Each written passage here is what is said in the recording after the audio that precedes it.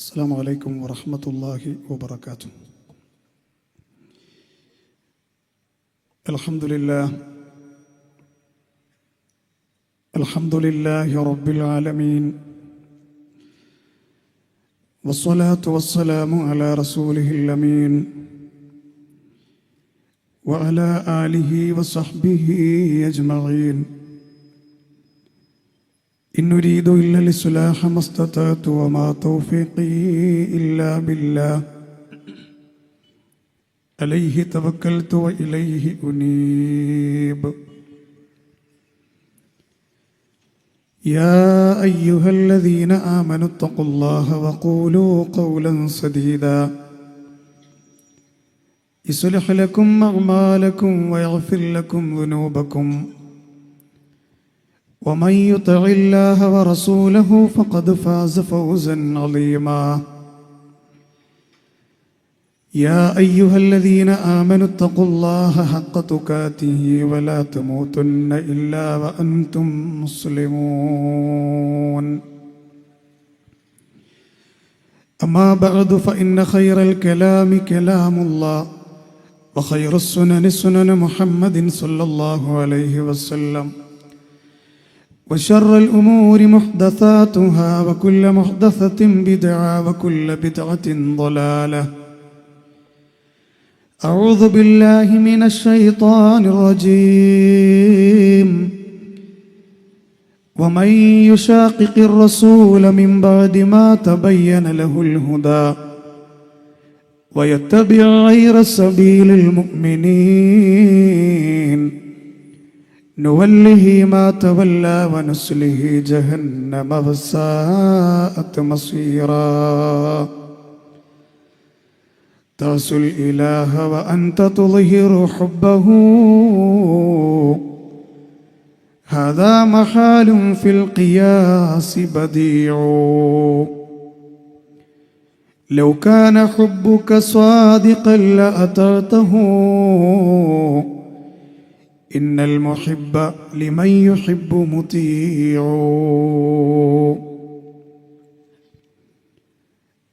സ്നേഹധരണീയരായ ഈ വൈജ്ഞാനിക സദസ്സിൽ, ഇതിൻ്റെ വേദിയിലും സദസ്സിലും ഒരുമിച്ച് കൂടിയിട്ടുള്ള നല്ലവരായ വിശ്വാസികളെ, ശ്രോതാക്കളെ, നാട്ടുകാരെ, ഈ പ്രോഗ്രാമിനെ അകലങ്ങളിൽ നിന്ന് കേട്ടുകൊണ്ടിരിക്കുന്ന നല്ലവരായ ഇതര ആദർശ സഹോദരി സഹോദരന്മാരെ, എനിക്ക് മുമ്പ് സംസാരിച്ച ബഹുമാന്യ ദേഹങ്ങളെല്ലാം സൂചിപ്പിച്ചതുപോലെ കാസർഗോഡ് മണ്ഡലം ഈ കല്ലക്കെട്ട പ്രദേശത്ത് സംഘടിപ്പിച്ചിട്ടുള്ള വൈജ്ഞാനിക സദസ്സിലാണ് നമ്മളെല്ലാവരും സംഗമിച്ചിട്ടുള്ളത്. കേരളത്തിലെ ആദർശ കൂട്ടായ്മയായ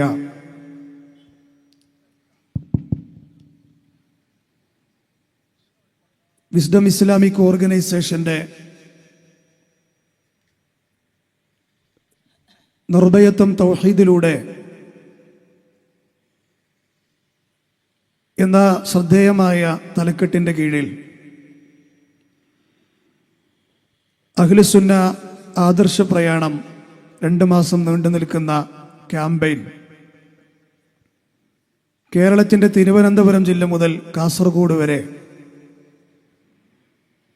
ഇൻഷാ അല്ലാഹ് 100ഓളം വേദികളിലായി നടക്കാനിരിക്കുകയാണ്. അതിൻ്റെ ഭാഗമായിട്ടാണ് തൗഹീദിൻ്റെ ശബ്ദമെത്തിക്കാൻ വേണ്ടി ഇവിടെയുള്ള ആത്മാർത്ഥരായ പ്രവർത്തകർ ഈ പ്രദേശത്ത് ഇങ്ങനെയൊരു വേദി സംഘടിപ്പിച്ചിട്ടുള്ളത്. അല്ലാഹു സുബ്ഹാനഹു വ തആല നമുക്ക് കനിഞ്ഞരുളിയ ഈ ദുനിയാവിലെ ഏറ്റവും വലിയ അനുഗ്രഹം എന്ന് പറയുന്നത് നമ്മുടെ ദീനാണ്, ആദർശമാണ്.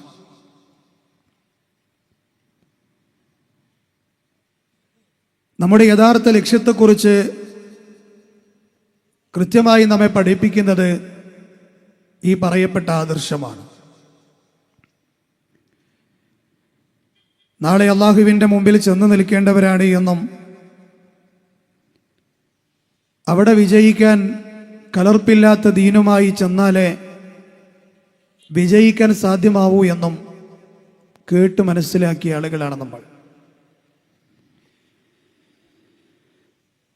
അവിടെ വിജയിക്കണമെങ്കിൽ ചെറിയ ബുദ്ധിയോ, നമ്മുടെ ഈ ചെറിയ ബുദ്ധിയോ അല്ലെങ്കിൽ ഈ യുക്തിയുടെയോ സംഘടനകളുടെയോ തീരുമാനങ്ങളല്ലല്ലോ. എന്തിനു വേണ്ടിയാണ് ഈ പ്രോഗ്രാം ഇവിടെ സംഘടിപ്പിച്ചത് എന്ന് ചോദിച്ചാൽ ആ യഥാർത്ഥ ആദർശം എന്താണ് എന്ന് സമൂഹത്തെ പഠിപ്പിക്കാൻ വേണ്ടിയാണ്. ഞങ്ങൾ ഈ പറയുന്ന കാര്യങ്ങളോട് എതിർപ്പുള്ള ആളുകൾ ഉണ്ടാകാം എന്നുള്ള തീർത്തും ബോധ്യത്തോടു കൂടി തന്നെയാണ് ഞാൻ ഈ പരാമർശം നടത്തിയിട്ടുള്ളത്. പക്ഷെ ആര് പരിഹസിച്ചാലും ആര് കളിയാക്കിയാലും ഈ പ്രോഗ്രാം സംഘടിപ്പിച്ചിട്ടുള്ള വിസ്ഡം ഇസ്ലാമിക് ഓർഗനൈസേഷന്റെ പ്രവർത്തകർക്ക് ഈ കല്ലക്കട്ട പ്രദേശത്തുള്ള ആളുകളോട് പറയാനുള്ളത്, ഞങ്ങളുടെ മനസ്സ് പറിച്ച് കാണിച്ചു തരാൻ കഴിയുമായിരുന്നെങ്കിൽ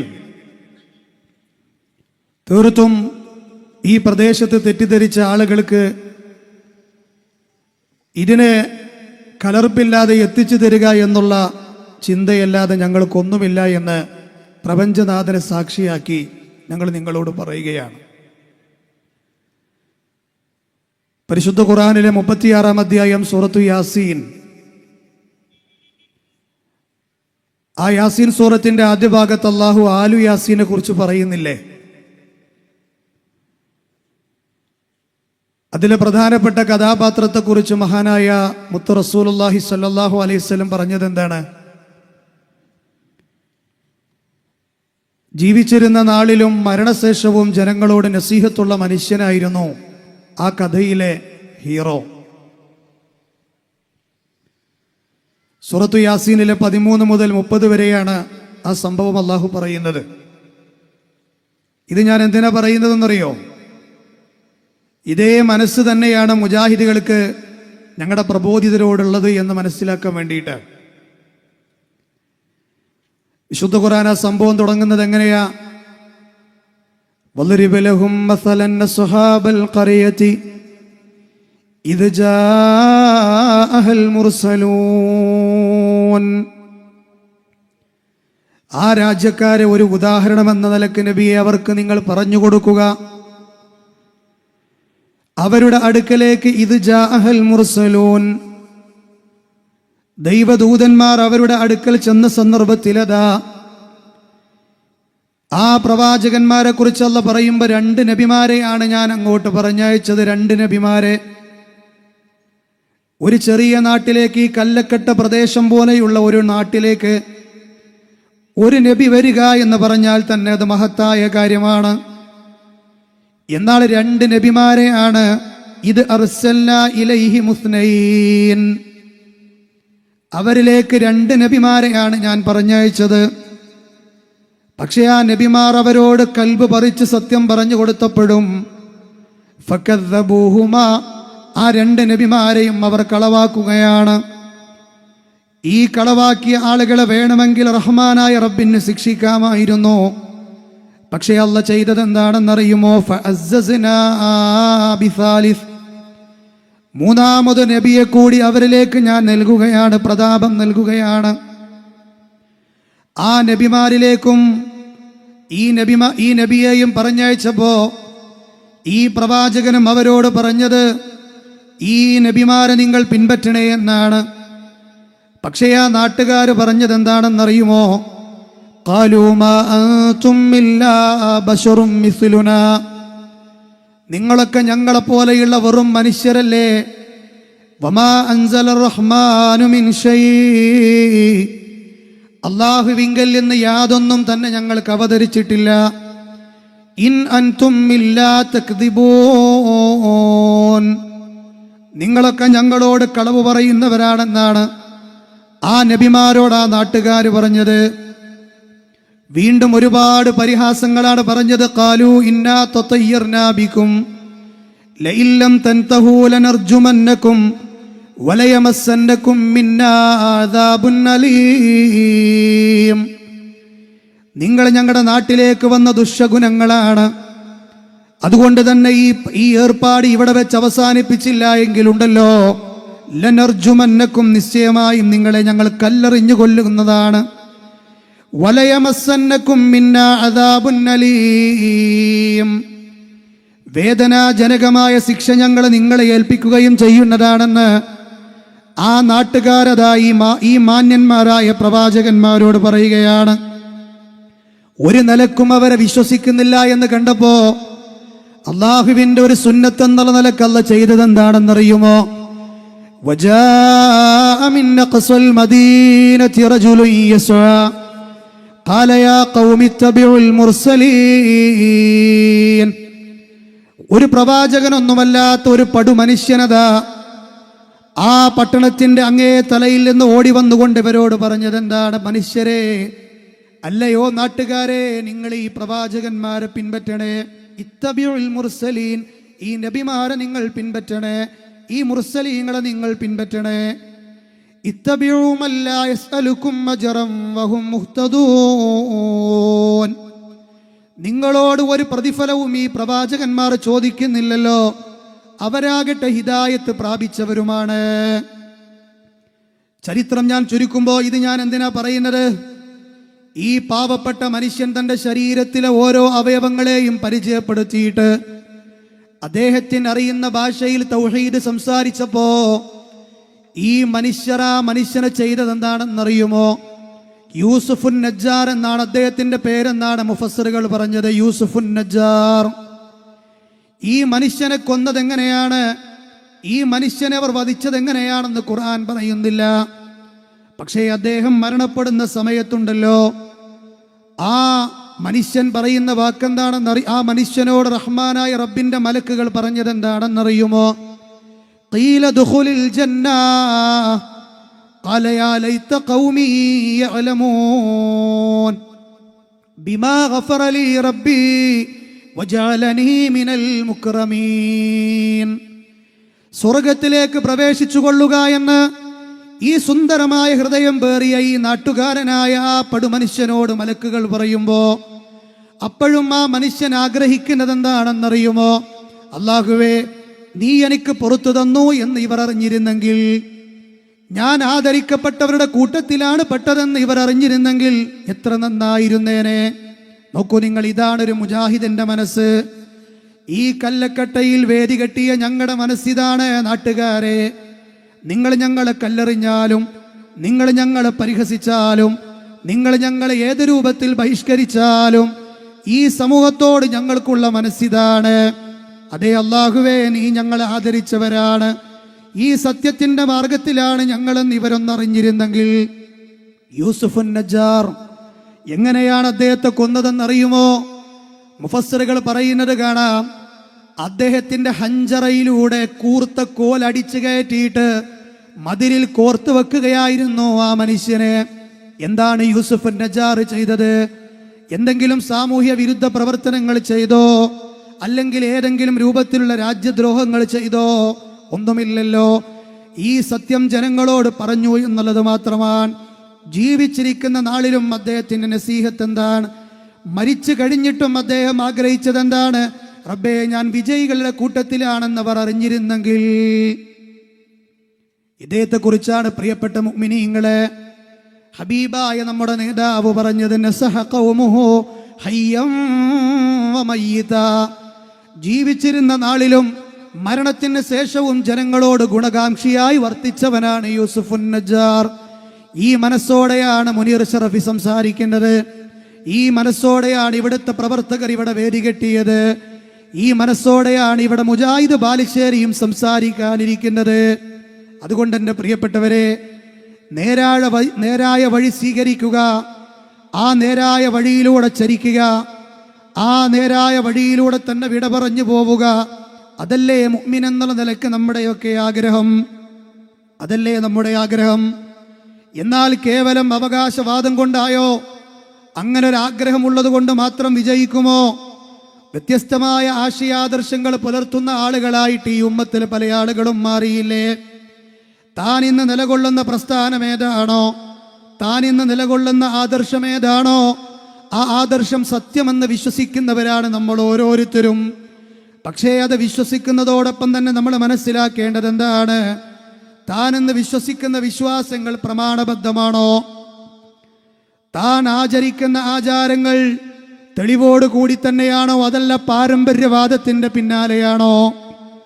ഒരു കാര്യം പ്രമാണമാണ്, ഒരു കാര്യം ദീനാണ് എന്ന് സത്യത്തിന്റെ വെളിച്ചത്തിൽ മനസ്സിലായി കഴിഞ്ഞാൽ ഒരു വിശ്വാസി എന്നുള്ള നിലയ്ക്ക് എൻ്റെ മഹല്ലുകാരങ്ങനെയല്ലല്ലോ, എൻ്റെ പാരമ്പര്യവാദികൾ അങ്ങനെയല്ലല്ലോ, എൻ്റെ കാരണവന്മാരങ്ങനെയല്ലല്ലോ, അല്ലെങ്കിൽ എൻ്റെ പിതാക്കന്മാരും മാതാപിതാക്കളും അങ്ങനെയല്ലല്ലോ എന്ന് പറഞ്ഞുകൊണ്ട് അവിടെ നിൽക്കേണ്ടവരല്ല. പിന്നെയോ വിശ്വാസി സത്യമാണെന്ന് കേട്ടുകഴിഞ്ഞാലുണ്ടല്ലോ, ഇന്നമാ കാന ഖൗലൽ മുഅ്മിനീൻ ഇദാ ദുഊ ഇലല്ലാഹി വറസൂലിഹി ലിയഹ്കുമ ബൈനഹും അൻ യഖൂലൂ സമിഅനാ വഅതഅനാ വഉലൈക ഹുമുൽ മുഫ്ലിഹൂൻ. അല്ലാഹുവിൻ്റെ ദീനിലെ പ്രമാണങ്ങൾ ഒരു വിഷയത്തിൽ മതപരമായി എന്ത് നിലപാട് പറഞ്ഞോ ഒരു വിശ്വാസി അതിനോട് എങ്ങനെയാകണമെന്നാണ് സൂറത്തു നൂറിലെ 51-ാമത്തെ വചനത്തിൽ അള്ളാഹു പറഞ്ഞത്. ആയത്താണ് ഞാൻ നിങ്ങൾ ഓതി കേൾപ്പിച്ചത്. ഇന്നമാ കാന ഖൗലൽ മുഅ്മിനീൻ, തീർച്ചയായും ഒരു വിശ്വാസിയുടെ വാക്ക് ഇങ്ങനെയാകണം. ഇദാ ദുഊ ഇലല്ലാഹി വറസൂലിഹി, അല്ലാഹുവും അവന്റെ ദൂതനും അവരിലേക്ക് വിളിക്കപ്പെട്ടു കഴിഞ്ഞാൽ എന്തിനു വേണ്ടിയാണ്? ലിയഹ്കുമ ബൈനഹും, അവർക്കിടയിൽ ഒരു കാര്യത്തിൽ വിധി പ്രഖ്യാപിക്കാൻ വേണ്ടിയാണ്. ആ സമയത്ത് ആ വിധി അങ്ങ് കേട്ടുകഴിഞ്ഞാൽ വിശ്വാസി എങ്ങനെയാണെന്നറിയുമോ? അയ്യഖൂലൂ സമിഅനാ വഅതഅനാ, ഞങ്ങളിതാ കേട്ടിരിക്കുന്നു, ഞങ്ങളിതാ അനുസരിച്ചിരിക്കുന്നു എന്നുള്ള നിലപാടാണ് വിശ്വാസിക്കുണ്ടാവുക. വേറെ ഒരു വർത്തമാനവും ആ വിഷയത്തിൽ അവർക്കുണ്ടാകില്ല. ഇങ്ങനെ നിലപാടെടുക്കുന്നവരെ കുറിച്ച് ഖുർആൻ പറഞ്ഞല്ലോ, വഉലൈക ഹുമുൽ മുഫ്ലിഹൂൻ, ആ വിഭാഗമാകുന്നു യഥാർത്ഥ വിജയികൾ. ഇനി നേരെ മറിച്ച് ഇതിനപ്പുറത്തേക്കുള്ള നിലപാടുകളാണോ? പ്രമാണങ്ങൾ എന്ത് പറയട്ടെ, ദീൻ എന്ത് പറയട്ടെ, എൻ്റെ നാട്ടുകാരും പാരമ്പര്യക്കാരും മാതാപിതാക്കളും പണ്ഡിതന്മാരും ഉസ്താദന്മാരും എന്താണോ പറയുന്നത് അവിടെ മാത്രമേ ഞാൻ നിൽക്കുകയുള്ളൂ എന്നുള്ള നിലപാടാണോ? അവരെ കുറിച്ചും അല്ലാഹു പറഞ്ഞത് എന്താണ്? വമൻ യുശാഖിഖിർ റസൂൽ മിൻ ബഅദി മാ തബയ്യന ലഹുൽ ഹുദാ വയത്തബി ഗൈറ സബീലിൽ മുഅ്മിനീൻ നുവല്ലിഹി മാ തവല്ലാ വനുസ്ലിഹി ജഹന്നമ വസാഅത് മസീറാ. സത്യം എന്താണെന്ന് മനസ്സിലായതിന് ശേഷം അള്ളാഹുവിന്റെ റസൂലിന് എതിരായി നിൽക്കുന്നവരാരാണോ, അതുപോലെ തന്നെ വയത്തബി ഗൈറ സബീലിൽ മുഅ്മിനീൻ, ഈ മുഅ്മിനീങ്ങളുടേതല്ലാത്ത പാത സ്വീകരിക്കുകയും ചെയ്യുന്നവരാരാണോ? ആരാണ് ആ മുഅ്മിനീങ്ങൾ? ഇവിടെ പറഞ്ഞ മുഅ്മിനീങ്ങൾ ആരാണ്? ഇവിടെ പറഞ്ഞ മുഅ്മിനീങ്ങൾ എന്ന് പറഞ്ഞാൽ അത് സ്വഹാബികളാണ്. ഈ സ്വഹാബികളുടേതല്ലാത്ത വഴിയും സ്വീകരിക്കുന്നവരാരാണോ? തിരിഞ്ഞടത്തേക്ക് ഞാൻ അവനെ തിരിഞ്ഞുവിടും, അവന്റെ തിരിച്ചുവിടും, അവന്റെ തന്നിഷ്ടപ്രകാരം അവനെ ഞാൻ ജീവിക്കാൻ വിടുന്നതാണ്. പക്ഷേ അവന്റെ യാത്ര ചെന്ന് അവസാനിക്കുന്നത് എവിടെയാണ്? നരകമെന്ന് പറയുന്ന അഗ്നിജ്വാലയിലാണെന്നുള്ള പറയുമ്പോ പ്രിയപ്പെട്ട കല്ലക്കെട്ടകാരെ, ഈ നാട്ടുകാരോട് സ്നേഹത്തോടു കൂടി പറയാനുള്ളത് എന്താണ്? ഈ സമയം, ഇതിനുള്ള സമയം കൂടുതലൊന്നും നമ്മുടെ മുന്നിലില്ല. എത്രയോ മരണവാർത്തകളാണ് ദിനേന എന്നോണം കേട്ടുകൊണ്ടിരിക്കുന്നത്.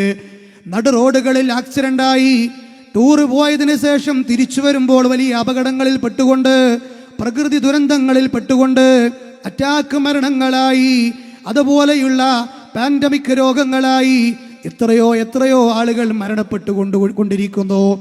ആ മരണത്തിന്റെ സമയത്ത് ഹത്താ ഇദാ ജാ അഹദഹുമുൽ മൗത്ത് ഖാല റബ്ബിർജിഊൻ, ആ മരണം വരുന്ന സമയത്ത് ഒന്നുകൂടി എന്നെ ജീവിതത്തിലേക്ക് തിരിച്ചു വിടൂ എന്ന് പറഞ്ഞാൽ എന്തിനു വേണ്ടിയാണ് ആ കെഞ്ചലെന്നറിയുമോ? എൻ്റെ ബിസിനസ് സാമ്രാജ്യങ്ങൾ ആരെയെങ്കിലും ഒന്ന് ഏൽപ്പിക്കാനല്ല, അല്ല എങ്കിൽ എൻ്റെ കുട്ടികളെ, എൻ്റെ ഭാര്യയെ, എൻ്റെ സന്താനങ്ങളെ, എൻ്റെ ഭർത്താവിനെ ഏറ്റവും നല്ല സേഫ് സോണിൽ ഒന്ന് കൊണ്ടുപോയി ആക്കാനല്ല. ലഅല്ലി അഅമലു സ്വാലിഹൻ ഫീമാ തറക്ത്, നഷ്ടപ്പെട്ട ഒരുപാട് നന്മകളുണ്ട്, ഒരുപാട് ഖൈറുകളുണ്ട്, ഒരുപാട് സ്വാലിഹായ അമലുകളുണ്ട്. അതൊക്കെ ഒന്ന് തിരിച്ചു പിടിക്കാനാണ് റബ്ബേ. നമ്മോട് ചോദിക്കാതെ ഈ ജീവിതം തന്ന റഹ്മാനായ റബ്ബ് എന്താ പറയാ? നീ ഇങ്ങനെയൊക്കെ കെഞ്ചുന്നത് കൊണ്ട് തന്നെ, നീ ഇങ്ങനെയൊക്കെ വിലപിക്കുന്നത് കൊണ്ട് തന്നെ, നിന്റെ നീയത്ത് നല്ലതായത് കൊണ്ട് തന്നെ നിന്നെ ഒന്നുകൂടി ഭൂമിയിലേക്ക് ഞാൻ തിരിച്ചു വിടാമെന്നല്ല. പിന്നെയോ കല്ലാ ഇന്നഹാ കലിമത്തുൻ ഹുവ ഖായിലുഹാ. നീ ഇപ്പോൾ ഈ കെഞ്ചുന്ന വാക്കുണ്ടല്ലോ, നീ ഇപ്പോൾ പറയുന്ന ഈ വാക്കുണ്ടല്ലോ, അത് വെറുമൊരു വാക്കാണ്, ഉള്ളു പൊള്ളയായ വാക്കാണ്. സമയം ഇവിടെ കഴിഞ്ഞു പോയടോ. ഇനി നിന്റെ മുന്നിൽ വരാനിരിക്കുന്നത് വമിൻ വറാഇഹിം ബർസഖുൻ ഇലാ യൗമി യുബ്അസൂൻ. ബർസഖ് എന്ന് പറയുന്ന ലോകമാണ് വരാനിരിക്കുന്നത്. ഇത് മരിക്കുമ്പോഴുള്ള വിലാപമാണെങ്കിൽ നാളെ നരകത്തിന്റെ അഗ്നിജ്വാലകളിൽ ചെന്നാലോ, യൗമ തുഖല്ലുബു വുജൂഹുഹും ഫിന്നാർ. നരകത്തിൽ അവരുടെ മുഖങ്ങൾ ഇങ്ങനെ കീഴ്മേൽ മറിക്കപ്പെടുമ്പോ, അള്ളാഹുവിന്റെ സത്യദീനിന്റെ വേണ്ടി ജീവിക്കാതെ, അതിൽ നിലകൊള്ളാതെ, ആ മനസ്സിലായ സത്യത്തെ മറ്റുള്ളവർക്ക് എത്തിച്ചു കൊടുക്കാതെ പരാജയപ്പെട്ട് നരകത്തിന്റെ അഗ്നിജ്വാലകളിൽ ചെന്നെത്തുമ്പോ, അവിടെ വെച്ചുകൊണ്ട് വെന്തുരുകുമ്പോ അവർ പറയുകയാണ്, യഖൂലൂന യാ ലൈതനാ, ഞങ്ങളുടെ നാശമേ, അത്തഅനല്ലാഹ് വ അത്തഅനർ റസൂലാ, അള്ളാഹുവിനെയും അവന്റെ ദൂതനെയും ഞങ്ങളൊന്ന് അനുസരിച്ചിരുന്നെങ്കിൽ. വഖാലൂ റബ്ബനാ, അവർ പറയുകയാണ്, ഞങ്ങളുടെ റബ്ബേ, ഇന്നാ അത്തഅനാ സാദതനാ വകുബറാഅനാ, അള്ളാഹുവിനെയും റസൂലിനെയും അനുസരിക്കേണ്ടതിന് പകരം ഞങ്ങൾ അനുസരിച്ചു പോയത് ഞങ്ങളുടെ ഉസ്താദന്മാരെയാണ്, അസാധീദീങ്ങളെയാണ്, അതുപോലെ തന്നെ ഞങ്ങളിലുള്ള വലിയ വലിയ നേതാക്കന്മാരെയാണ്.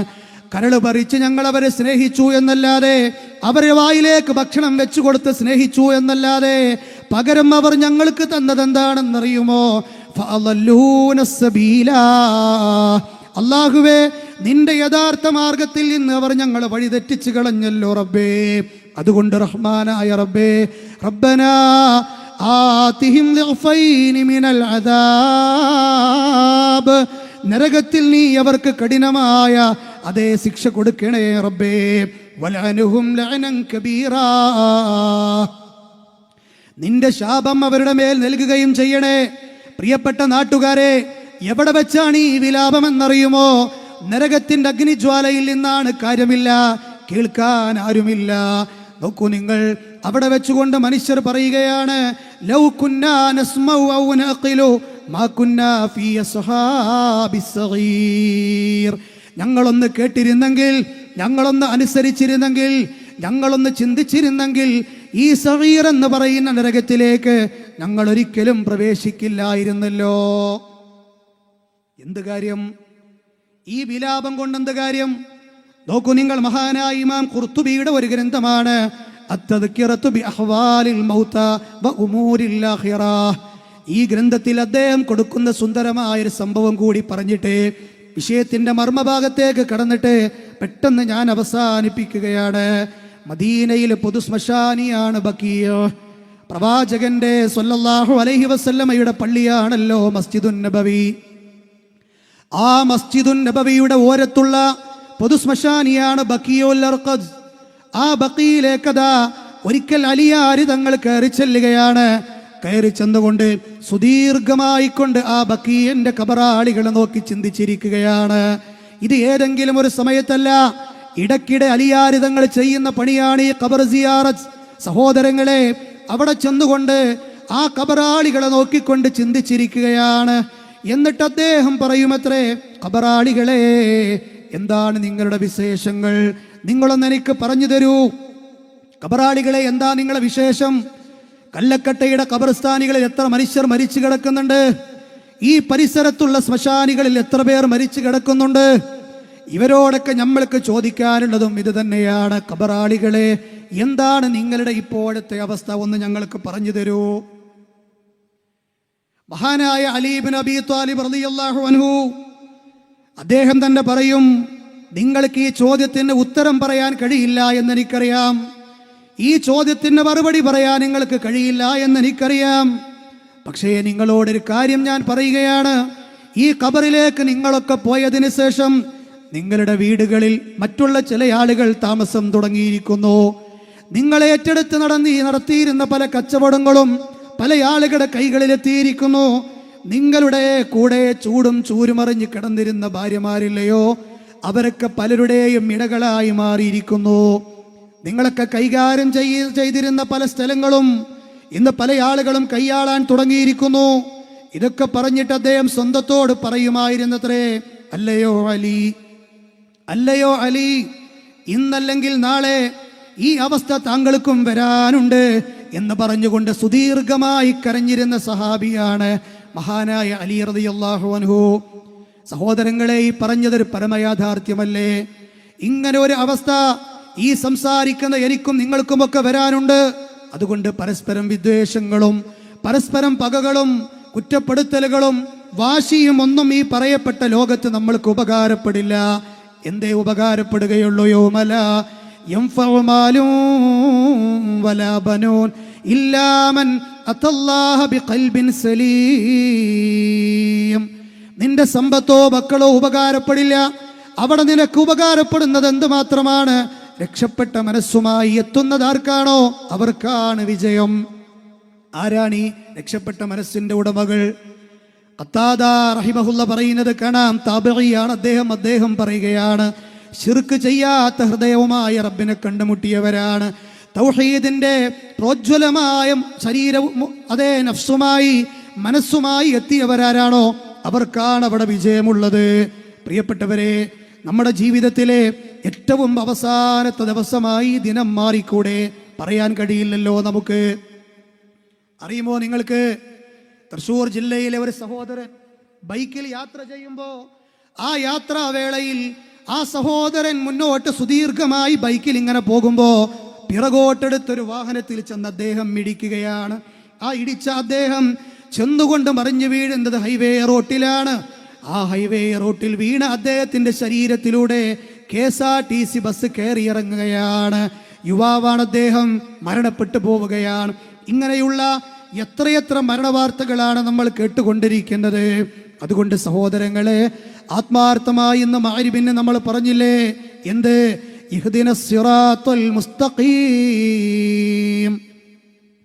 സിറാത്തുൽ മുസ്തഖീമായ പാതയിലൂടെ, നേരായ വഴിയിലൂടെ നീ ഞങ്ങളെ വഴി നടത്തേണമേ എന്ന് ഇന്ന് മഗ്‌രിബിന്റെ വരെ നമ്മൾ പറഞ്ഞില്ലേ? അതിന് ശേഷമുള്ള സുന്നത്ത് നിസ്കാരത്തിലും പറഞ്ഞില്ലേ? ഏതാണ് ആ വഴി? ആ വഴി ചെറിയ രൂപത്തിൽ വിശദീകരിച്ചുകൊണ്ട് ഞാൻ അവസാനിപ്പിക്കുകയാണ്. ഏതാണ് ആ വഴി?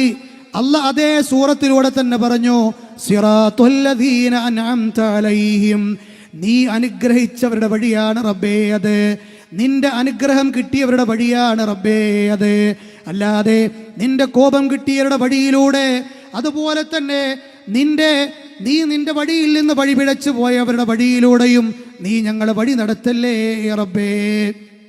ഒന്നുകൂടി അല്ലാഹ് വിശദീകരിക്കുകയാണ്. ഏതാണ് റബ്ബ് അനുഗ്രഹിച്ച ആളുകൾ? ആരാണ് റബ്ബിന്റെ അനുഗ്രഹാശസ്സുകൾ കിട്ടിയ ആളുകൾ?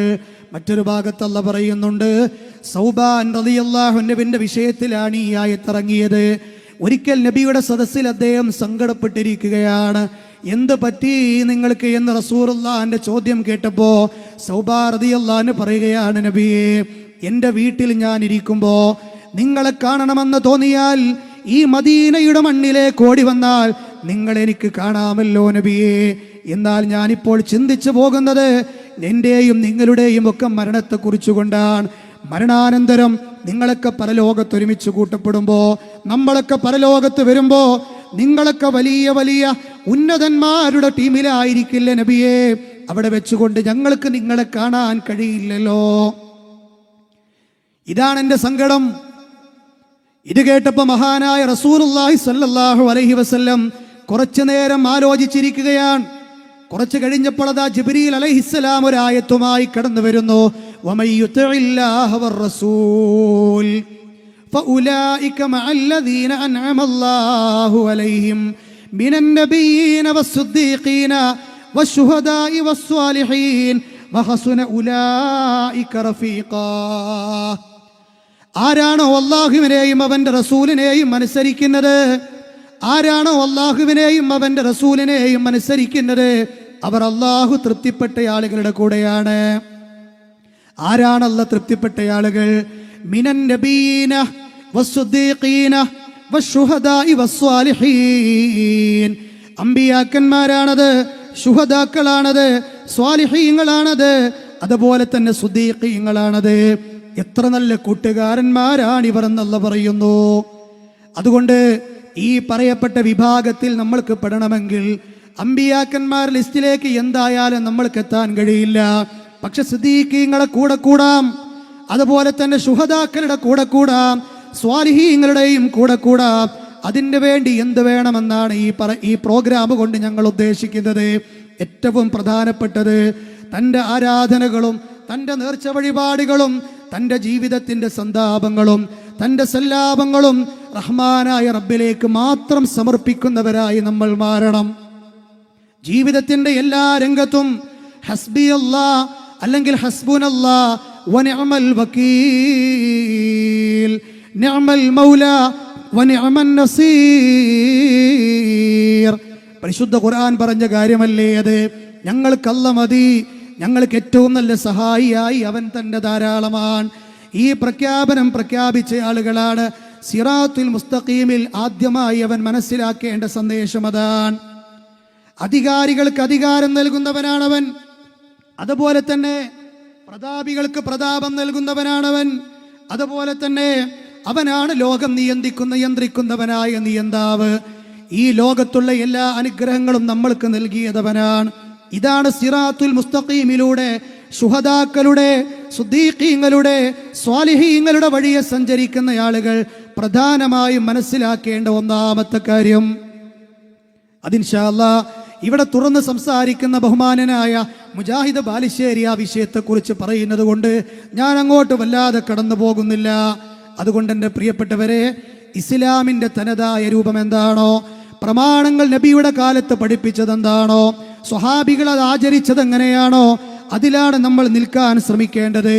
വ്യക്തികൾ എന്ത് പറഞ്ഞോ, കൂട്ടായ്മകൾ എന്ത് പറഞ്ഞോ, സംഘടനകൾ എന്ത് പറഞ്ഞോ, ഇതിൻ്റെ അപ്പുറത്തേക്ക് കേവലമായ അതേ ഞാൻ സത്യത്തിൻ്റെ മാർഗത്തിലാണെന്നുള്ള ആ ആത്മവിശ്വാസത്തിൻ്റെ പുറത്ത് ഞാൻ ചെയ്യുന്ന ഓരോന്നും പ്രമാണബദ്ധമാണോ എന്ന് ശക്തമായി ആലോചിക്കേണ്ട ആളുകളാണ് നമ്മൾ ഓരോരുത്തരും. അവിടെ നിന്നുകൊണ്ടാണ് നമ്മുടെ നാട്ടിലുള്ള സമസ്തക്കാരായ സഹോദരങ്ങൾ, എന്തുകൊണ്ടാണ് മുജാഹിദ് പ്രസ്ഥാനം ഇവരുടെ വിഷയം കൂടുതൽ നമ്മുടെ സംസാരങ്ങളിൽ കൊണ്ടുവരാറുള്ളത്? അവരോട് ദേഷ്യമുള്ളത് കൊണ്ടാണോ, വിരോധമുള്ളത് കൊണ്ടാണോ? അല്ല. കത്തികൊണ്ട് കളിക്കുന്ന ഒരു കുട്ടിയോട് മോനെ അതുകൊണ്ട് കളിക്കല്ലേ, അത് അപകടമുണ്ടാക്കുമെന്ന് ഒരു കുട്ടിയോട് നമ്മൾ ശക്തമായി പറയുന്നുണ്ട് എങ്കിൽ അത് ആ കുട്ടിയോടുള്ള ദേഷ്യം കൊണ്ടല്ല. കണ്ടു കാണാത്തൊരു മനുഷ്യൻ തൊട്ടപ്പുറത്തുള്ള കുഴിയിലേക്ക് നടന്നെടുക്കുമ്പോൾ അവിടെ വലിയൊരു കുഴിയുണ്ട്, അതിലൂടെ പോകണ്ട എന്ന് പറയുന്നത് അദ്ദേഹത്തോടുള്ള ദേഷ്യം കൊണ്ടല്ല. അള്ളാഹുവിൻ്റെ ഹബീബ് പറഞ്ഞില്ലേ, എൻ്റെ ഉദാഹരണം എന്ന് പറയുന്നത് ഒരു തീ കത്തിച്ചവന്റെ ഉദാഹരണം പോലെയാണ്. തീ കത്തിച്ചവന്റെ ഉദാഹരണം പോലെയാണ്. ആ തീ കത്തിച്ചവന്റെ മനുഷ്യന്റെ പ്രയാസം എന്താണ്? ഈ ആംപാറ്റകളും പ്രാണികളും അതിലേക്ക് ഓടിയെടുക്കുന്നു. പക്ഷേ അതിലേക്ക് ചെന്ന് കരിയരുതേ എന്ന് വിചാരിച്ച് ആ തീ കത്തിച്ചവൻ ആ പ്രാണികളെ, പാറ്റകളെ ആട്ടിവിടുന്നു. ഇതുപോലെയാണ് എൻ്റെ ഉപമ. തീ കത്തിച്ചവനെ പോലെയാണ് എൻ്റെ ഉപമ. നരകത്തിലേക്ക് മനുഷ്യർ നടന്നെടുക്കുമ്പോ അന ആഹുദും ബിഹുജുസിക്കും, ഞാൻ നിങ്ങളുടെ അരക്കെട്ട് പിടിച്ചതിൽ നിന്ന് മാറ്റി നിർത്തുകയാണ്. പക്ഷേ നിങ്ങൾ എൻ്റെ കൈ തട്ടിക്കൊണ്ട് ആ നരകത്തിന്റെ വഴിയിലേക്ക് വീണ്ടും നിങ്ങൾ പോയിക്കൊണ്ടിരിക്കുകയാണ്. സഹോദരങ്ങളെ, ഇതേ ഉപമ തന്നെയാണ് മുജാഹിദുകൾക്കുമുള്ളത്. അല്ലാതെ ഇവിടുത്തെ ഏതെങ്കിലും ഇതര ആദർശക്കാരോടോ സംഘടനക്കാരോടോ മുജാഹിദുകളെ സംബന്ധിച്ചിടത്തോളം യാതൊരു വിരോധവുമില്ല കേട്ടോ. ഈ നാട്ടിലുള്ള സമസ്തക്കാരായ ആളുകളെ വിശ്വാസം എന്താണ്? എത്രയോ കാലങ്ങൾക്കിപ്പുറത്ത്, ഹബീബായ പ്രവാചകന്റെ കാലങ്ങൾക്കിപ്പുറത്ത് കടന്നു വന്ന കുറേ മാലകൾ, ജനങ്ങളുടെ കൈകളാൽ വിരതമായ കുറേ മൗലിദുകൾ, അതുപോലെ തന്നെ റാത്തീബുകൾ, കുത്തുബിയത്തുകൾ, കുപ്പിപ്പാട്ടുകൾ, പക്ഷിപ്പാട്ടുകൾ, ഇതൊക്കെ കൃത്യമായി വിശ്വസിക്കുന്നവരാരാണോ, ഇതൊക്കെ വ്യക്തമായി ആലപിക്കുന്നതാരാണോ, ഇതൊക്കെ കൃത്യമായി ആചരിക്കുന്നവരാരാണോ, ഇവരെ മാത്രമേ യഥാർത്ഥ സുന്നിയായി കണക്കാക്കാൻ പറ്റൂ. ഇവരെ മാത്രമേ യഥാർത്ഥ അഹ്ലു സുന്നയായി കണക്കാക്കാൻ പറ്റൂ എന്നാണ് കോഴിക്കോട് ജില്ലയിലെ ഇവരുടെ മീൻചന്ത പ്രമേയത്തിൽ പാസാക്കിയത്. ഇല്ല എങ്കിലോ അവർ യഥാർത്ഥ അഹ്ലു സുന്നയുടെ വഴിയിലല്ല എന്നാണ് ഇവർ പറയുന്നത്. എന്നാൽ മുജാഹിദുകൾക്കൊരു ചോദ്യമുണ്ട്. ഈ പറയപ്പെട്ട മങ്കൂസ് മൗലിദുകളാകട്ടെ, ഷറഫലന മൗലിദുകളാകട്ടെ, അതുപോലെ തന്നെ നൂറുകണക്കിന് മൗലിദുകളാകട്ടെ, സബീനകളാകട്ടെ, അതുപോലെ തന്നെ ബൈത്തുകളാകട്ടെ, ഹദ്ദാദുകളാകട്ടെ, മാലകളാകട്ടെ, കുപ്പിപ്പാട്ടുകളാകട്ടെ, ഇതൊക്കെ വിശ്വസിക്കണമെങ്കിൽ, ആചരിക്കണമെങ്കിൽ ഇതൊക്കെ ഹബീബായ പ്രവാചകൻ പഠിപ്പിച്ചതാകണ്ടേ, സ്വഹാബത്ത് മനസ്സിലാക്കിയതാകണ്ടേ, ഉത്തമ തലമുറയിൽ ആചരിച്ച് കാണിച്ചു തരേണ്ടതാകണ്ടേ. പക്ഷേ ഇതെവിടെയും നമ്മൾ കണ്ടില്ല. നോക്കൂ നിങ്ങൾ, നമ്മുടെ നാട്ടിലുള്ള ഈ കല്ലക്കട്ട പ്രദേശത്തുമുള്ള സമസ്തക്കാരായ ആളുകൾ ചൊല്ലുന്ന മൗലിദുകളിൽ ഏറ്റവും പ്രായം കൂടിയ മൗലിദാണ് മുഹിയുദ്ദീൻ മാല. ആ മുഹിയുദ്ദീൻ മാലയുടെ പ്രായം എന്ന് പറയുന്നത് വെറും 400 കൊല്ലമാണ്. പ്രവാചകന്റെ ജീവിതത്തിലേക്ക് വീണ്ടും ഒരു എത്രയോ ആയിരക്കണക്കിന് വർഷങ്ങൾ സഞ്ചരിക്കാനില്ലേ? 400 കൊല്ലങ്ങൾക്ക് മുമ്പ് കടന്നു വന്ന ഒരു കാര്യം എങ്ങനെയാണ് പ്രത്യേകമായി ചൊല്ലിയാൽ കൂലി കിട്ടുന്ന ഒരു മതാചാരമായി മാറുന്നത്? ഇതേ മുജാഹിദുകൾക്ക് ചോദിക്കാനുള്ളൂ. ഇതിന്റെ ശേഷമാണ് മറ്റുള്ള എല്ലാ മാലകളും മൗലീദുകളും കടന്നു വന്നിട്ടുള്ളത്. ഇതിനു മുമ്പൊരു മാലയില്ല. വിശുദ്ധ ഖുർആനിനേക്കാൾ ഭവ്യതയോടെയാണ് തലയിണയുടെ മുകളിൽ പച്ച വിരിവിരിച്ച് ഉരുവാനും കുന്തിരിക്കവും പുകച്ച് ആത്മീയമായ അറ്റ്മോസ്ഫിയർ ഉണ്ടാക്കിയിട്ട് അവിടെയുള്ള ആളുകൾ ഈ നാട്ടിലുള്ള പല ആളുകളും ചൊല്ലുന്ന കിതാബുകളല്ലേ ഇത്? ഇതിന് പ്രമാണങ്ങളിൽ എവിടെയാണ് രേഖ എന്നാണ് ഞങ്ങൾക്ക് ചോദിക്കാനുള്ളത്. അതുപോലെ തന്നെ നാട്ടിൽ കൂലി കിട്ടുമെന്ന് പ്രതീക്ഷിച്ച് ചൊല്ലുന്ന നാരിയ സ്വലാത്ത് 600 കൊല്ലം മാത്രമാണ് അതിൻ്റെ പ്രായം. അതുപോലെ തന്നെ ആസ്വാദനങ്ങൾക്ക് വേണ്ടി ആത്മീയതയുടെ ഉന്നതിയിലേക്ക് എത്താൻ വേണ്ടി ചൊല്ലുന്ന ബുർദ ബൈത്തുകൾ ഉണ്ടല്ലോ, 700 കൊല്ലമാണ് അതിൻ്റെ പ്രായം. ഈ നാട്ടിലുള്ള ആളുകൾ ലൈലത്തുൽ ഖദറിനേക്കാൾ ഉത്തമമാണ്, പെരുന്നാളിനേക്കാൾ വലിയ ആഘോഷമാണെന്ന് പറയുന്ന ആ നബിദിനാഘോഷത്തിന്റെ പ്രായം വെറും 800 കൊല്ലമാണ്. ഇതിനൊക്കെ എവിടെയാണ് സഹാബത്തിന്റെ പാരമ്പര്യം? ഇതിനൊക്കെ എവിടെയാണ് ഖുർആനിന്റെ പാരമ്പര്യം? ഇതാണ് ഞങ്ങൾക്ക് ചോദിക്കാനുള്ളത്. അതുകൊണ്ട് 400 കൊല്ലങ്ങൾക്ക് മുമ്പ് വന്നത് വേണ്ട, 600 കൊല്ലങ്ങൾ മുമ്പ് വന്നത് വേണ്ട, 700 കൊല്ലങ്ങൾക്ക് മുമ്പ് വന്നത് വേണ്ട, 800 കൊല്ലങ്ങൾക്ക് മുമ്പ് വന്നത് വേണ്ട. നമ്മൾക്ക് വേണ്ടത് 1400 കൊല്ലം പഴക്കമുള്ള പ്രമാണമാണ്. അതുണ്ടോ എങ്കിൽ അതിൻ്റെ കൂടെ പോകാൻ മുജാഹിദുകളും തയ്യാറാൻ. അവിടെയാണ് മഹാനായ ഹുദൈഫത്തുൽ യമാനി റളിയല്ലാഹു അൻഹു പറഞ്ഞത്. ഹുദൈഫത്തുൽ യമാനി റളിയല്ലാഹു അൻഹു പറഞ്ഞത്, കുല്ലു ഇബാദത്തിൻ ലൻ യതഅബ്ബദഹാ അസ്ഹാബു റസൂലില്ലാഹി സ്വല്ലല്ലാഹു അലൈഹി വസല്ലമ ഫലാ തതഅബ്ബദൂഹാ. ശ്രദ്ധിക്കണേ പ്രിയപ്പെട്ട മുഅ്മിനീങ്ങളെ, നബിയുടെ കാലത്ത് സ്വഹാബത്ത് ചെയ്യാത്ത ഒരു ഇബാദത്തും നിങ്ങൾ ചെയ്യണ്ട. നന്മ കിട്ടുമെന്ന്, കൂലി കിട്ടുമെന്ന് വിചാരിച്ച് നിങ്ങളൊന്നും ചെയ്തു പോകണ്ട. സനദ് സ്വഹീഹായ വാക്കല്ലേ ഇത്? ഹുദൈഫത്തുൽ യമാനിയുടെ വാക്കല്ലേ ഇത്? തീർന്നില്ല.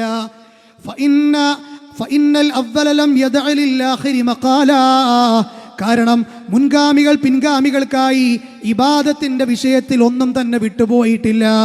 ഞങ്ങൾ ചെയ്യാത്തതൊന്നും നിങ്ങൾ ചെയ്യേണ്ടതില്ല എന്നർത്ഥം. അതുകൊണ്ട് ഹുദൈഫത്തുൽ യമാനി എന്ന് പറയുന്ന സഹാബി പറയുകയാണ്, ഫത്തഖുല്ലാഹ് യാ മഅ്ശറൽ ഖുറാ.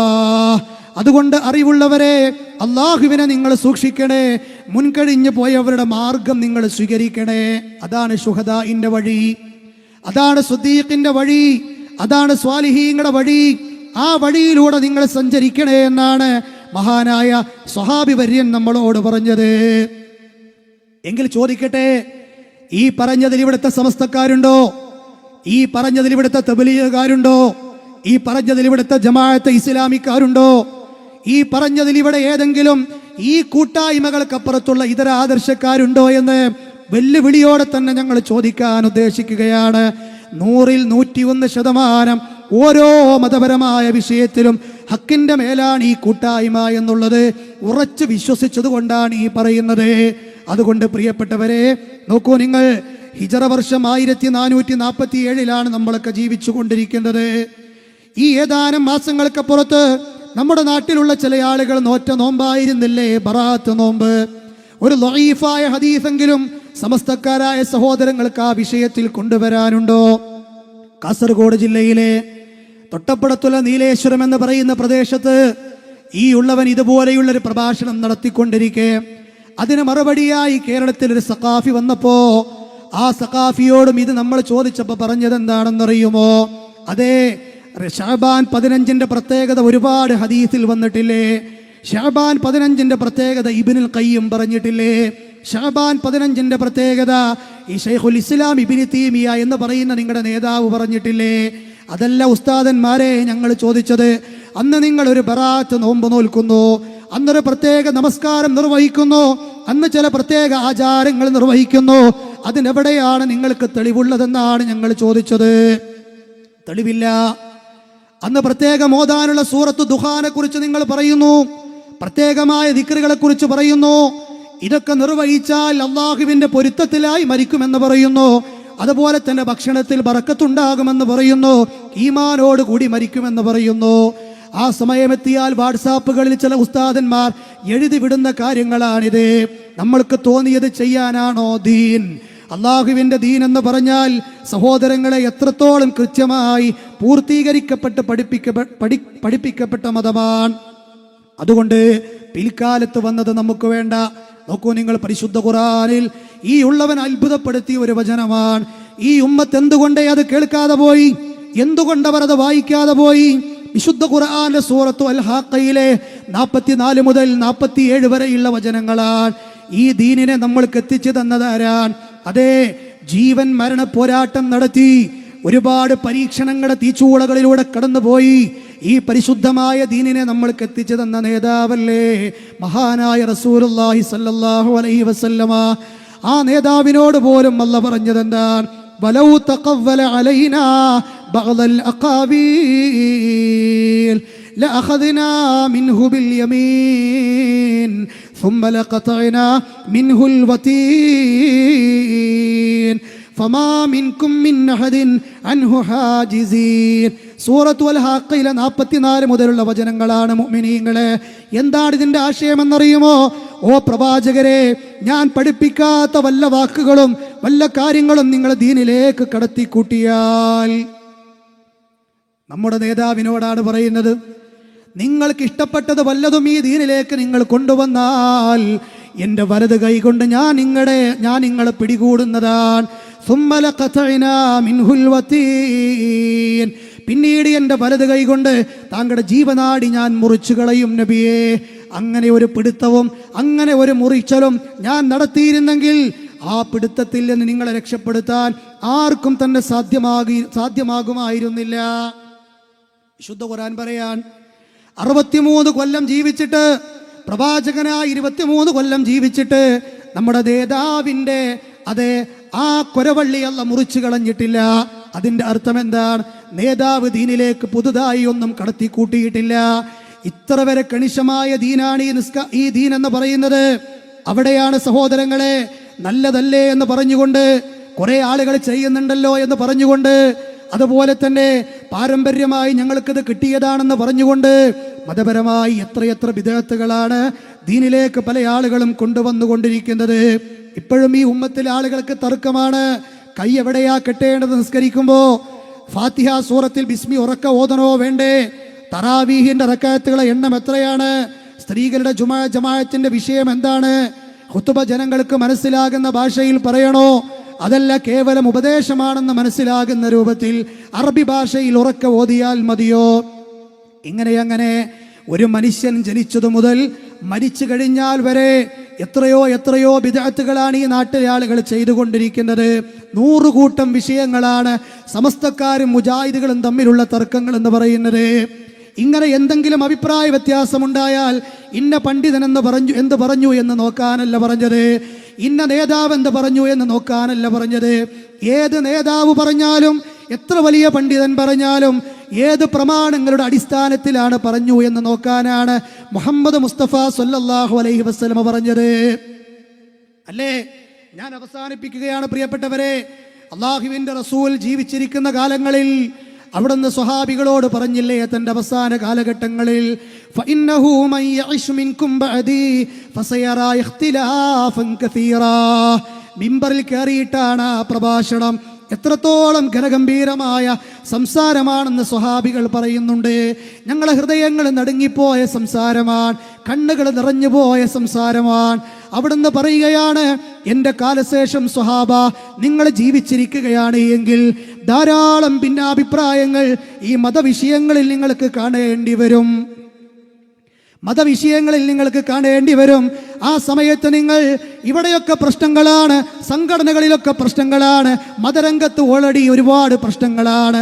അതുകൊണ്ട് ഞാൻ ഈ രംഗത്തേക്കില്ല, ഞാൻ എൻ്റെ നിസ്കാരവുമായി പോവുകയാണ്, ഞാൻ എൻ്റെ ദീനുമായിട്ട് അങ്ങ് പോവുകയാണ്, ഒരു കൂട്ടായ്മയിലും ഞാൻ അംഗമാകുന്നില്ല എന്ന് പറഞ്ഞ് വീട്ടിൽ കുത്തിയിരിക്കാനാണ് നിന്റെ വിചാരമെങ്കിലോ അള്ളാഹുവിൻ്റെ റസൂൽ പറഞ്ഞത് അതല്ല വേണ്ടത്. പിന്നെയോ ഫഅലൈക്കും ബിസുന്നതി, എൻ്റെ സുന്നത്തിൻ്റെ മേൽ നീ ഉറച്ചു നിൽക്കണേ, എൻ്റെ സ്വഹാബത്തിൻ്റെ സുന്നത്തിൻ്റെ മേൽ നീ ഉറച്ചു നിൽക്കണേ.